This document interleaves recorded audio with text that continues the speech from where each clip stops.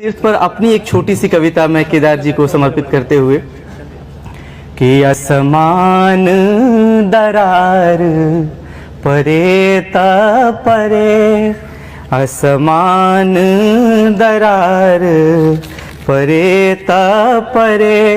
बदरान दरार न फाटई रे, बदरान दरार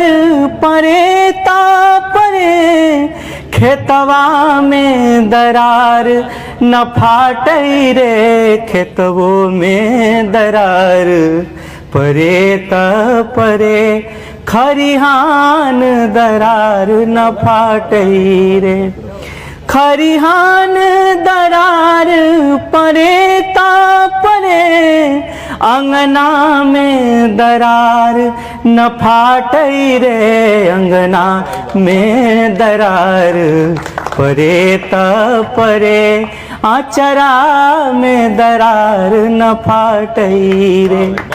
कि आचरा में दरार परे ता परे, अखिया में दरार न फाटई रे, अखिया में दरार परे ता परे, देहिया